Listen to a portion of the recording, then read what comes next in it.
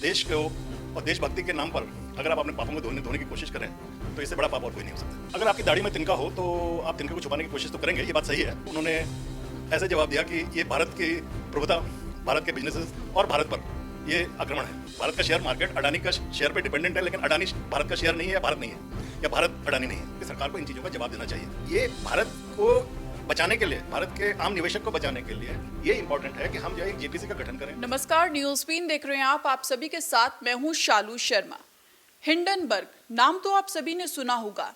ये एक ऐसा तूफान है जिसने गौतम अडानी का पूरा जो साम्राज्य है वो हिला कर रख दिया है और चारों तरफ अडानी के नाम की चर्चा हो रही है। पूरा मामला आखिरकार क्या है, ये जानने की आज हम कोशिश करेंगे। भुवन सिंह हमारे साथ में हैं, वकील हैं और कॉर्पोरेट मामलों की जानकार भी हैं। सर, न्यूज़बिन पर आपका स्वागत है। धन्यवाद।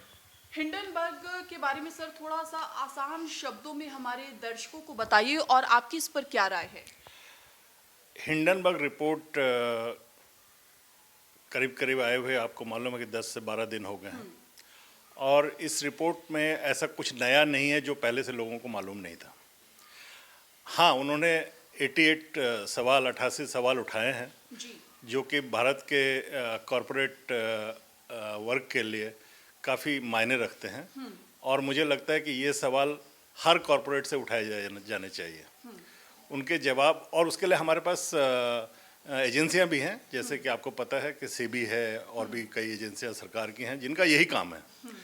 और ये सवाल जो हैं अभी उठे हैं ये गाए बगाए उठते रहें, लेकिन उन्होंने, हम कह सकते हैं कि उनको एक जगह पर रखकर एक बार वो 88 सवाल उठाए और जवाब मांगे हैं। जो मुख्य मुद्दा इसमें है वो है कि कॉरपोरेट फ्रॉड कैसे भारत के सबसे बड़े उद्योगपति गौतम अडानी जी, जो कि दुनिया के नंबर 3 के सबसे रईस आदमियों में फोर्ब्स के अनुसार आपको पता है शामिल थे। अभी थे कहना पड़ रहा है क्योंकि आपको पता है कि पिछले 1-1.5 हफ्तों में 2 हफ्तों में ये करीब जो है $100 बिलियन उनकी अपनी नेटवर्थ कम हो गई है और टॉप 20 रैंक से भी बाहर हो गए हैं। हाँ, वो ऊपर नीचे होता रहता है, बट आप कह सकते हैं कि 20वें 22वें रैंक पर जो भी हैं। खैर, वो इतना इम्पोर्टेंट नहीं है कि आप कौन से रैंक पर हैं और कौन से रैंक पर नहीं हैं। इम्पॉर्टेंट ये है कि आप इस रिपोर्ट ने सवाल क्या उठाए हैं। सवाल सीधे जो है, जैसे कि उन्होंने अपने हेडलाइन में भी लिखा है कि इंडिया का सबसे बड़ा कॉरपोरेट फ्रॉड को जागृत करने के लिए एक उन्होंने ये रिपोर्ट, जो कि पिछले 2 साल से रिसर्च कर रहे थे, जैसे आपको पता है, और ये पहली बार नहीं कर रहे हैं, कोई नई बात नहीं है। बहुत सारे लोग ये भी आरोप लगा रहे हैं कि ये उसमें उनका अपना कुछ स्वार्थ निहित है, क्योंकि वो एक शॉर्ट सेलर कंपनी है और शॉर्ट सेलर, मैं अभी इस इंटरव्यू में उस पर नहीं जाऊंगा, लेकिन आपको भी पता है कि जब शेयर प्राइसेस नीचे जाते हैं तो वो लोग शेयर खरीदते हैं और उसमें पैसा बनाते हैं। बहुत सारे लोग ये समझते हैं कि जब शेयर ऊपर जाते हैं तभी पैसा बनाया जा सकता है। एक वो अलग टॉपिक है जी। इसके अलावा जब अडानी जी ने 400 पेज का करीब कभी 2-3-4-5 दिन वेट करके उनका जवाब लिखा और उस जवाब में जो भी उन्होंने सवाल उठाए थे जो कि एक कॉरपोरेट को देने चाहिए, उसको ना दे करके उन्होंने ऐसे जवाब दिया कि ये भारत की प्रभुता, भारत के बिजनेसेस और भारत पर ये आक्रमण है। लेकिन ये बात पक्का है कि जिस दिन बजट आया जी। आपको पता है, एक तरह से ये सर्वसम्मति बनी हुई है कि एक अच्छा बजट है कॉरपोरेट वर्ल्ड के लिए, इंडिविजुअल्स के लिए, मिडिल क्लास के लिए। और शेयर मार्केट उस दिन ऊपर गया, बहुत नहीं गया, क्योंकि आप कह सकते हैं कि अडानी के शेयर्स ने उसको ड्रैग किया पीछे। इससे क्या साबित होता है? इससे ये साबित होता है कि अडानी भारत नहीं है। भारत का शेयर मार्केट अडानी का शेयर पे डिपेंडेंट है, लेकिन अडानी भारत का शेयर नहीं है या भारत नहीं है या भारत अडानी नहीं है। आपने देखा होगा उनके जो CFO वो टीवी पर आए और पीछे तिरंगा लेकर के और जलियांवाला बाग की उन्होंने जो है उदाहरण दिया। मुझे लगता है कि देश को और देशभक्ति के नाम पर अगर आप अपने पापों को धोने की कोशिश करें तो इससे बड़ा पाप और कोई नहीं हो सकता। तो कॉरपोरेट पॉइंट ऑफ व्यू से मेरा ये मानना है। और सबसे बड़ी बात तो ये है कि इससे केवल अडानी जी का नुकसान नहीं हो रहा है, मुझे लगता है अडानी जी तो अपने नुकसान की भरपाई कर लेंगे, क्योंकि जैसे आपने देखा है कि उनकी रिपोर्ट, हिंडनबर्ग की रिपोर्ट में ये एक शेल कंपनियों के थ्रू इसको फंडिंग करने का भी आरोप है। मैं ये नहीं कह सकता कि ये जो है सही है गलत है, ये तो खैर एजेंसियां बता सकती हैं, भारत सरकार की एजेंसियां बता सकती हैं। अब वो बताना नहीं चाहें वो एक अलग सवाल है। तो हम कहीं क्या जो भारत है वो अडानी दूसरा नाम हो गया है? नहीं, वो नाम ऐसा हम बोल नहीं सकते हैं, ऐसा वो चाहते हैं लेकिन ऐसा है नहीं, ऐसा मुझे लगता है। सरकार इस पूरे मामले को क्या लगता है दबाने की कोशिश कर रही है? नहीं, अगर आपकी दाढ़ी में तिनका हो तो आप तिनके को छुपाने की कोशिश तो करेंगे, ये बात सही है। और मुझे लगता है कि भारत के पार्लियामेंट जो हमारी डेमोक्रेसी में हमारे संविधान के अंदर जो है लिखा हुआ है कि आप पार्लियामेंट जो है आपको और मुझे जो है रिप्रेजेंट करता है, चाहे आप गरीब तबके के हों, चाहे आप अडानी हों या आप अंबानी हों या टाटा हों या बिरला हों या आप एक रिक्शा चलाने वाले हों, सबको जो है भारत के जो एमपीज़ हैं वो रिप्रेजेंट करते हैं। और अगर एमपीज़ कोई सवाल उठाते हैं तो आपका और हमारा सवाल होता है। तो मुझे लगता है कि अगर वो सवाल उठाना चाहते हैं और किससे पूछेंगे, ये सवाल सरकार से ही पूछा जा सकता है, क्योंकि इससे आम आदमी इम्पैक्ट हो रहा है। और वो कैसे हो रहा है वो आपको भी पता है, अडानी जी को ही नहीं इम्पैक्ट हो रहा है, ये इसमें किसका पैसा लगा हुआ है, इसमें आपका और मेरा पैसा लगा हुआ है। Through what? थ्रू बैंकों के, LIC के और भी गवर्नमेंट के एजेंसीज के थ्रू। तो उसमें आपका और मेरे पे इम्पैक्ट होता है। और मुझे लगता है कि ये बड़ा इम्पोर्टेंट बात है कि सरकार को इन चीज़ों का जवाब देना चाहिए। और जवाब ही नहीं देना चाहिए, अडानी जी से डायरेक्ट सवाल पूछने चाहिए, उनकी जितनी कंपनियां हैं। लेकिन आप अगर अडानी जी भी ये लेके बैठे कि भारत ही अडानी है और अडानी ही भारत है, लेकिन सरकार तो ऐसा नहीं कर सकती है, अनफॉर्चुनेटली ऐसा लग रहा है। अब मैं ये नहीं कह सकता हूँ कि उसमें कौन कर रहा है कौन नहीं कर रहा है, ये फिर तहकीकात का विषय है, ना मैं कोई पॉलिटिशियन हूँ। बिल्कुल, ये जांच का विषय भी बन जाता है। सर, आप जानते हैं संसद 4 से 5 दिन तक पूरी तरह ठप रही।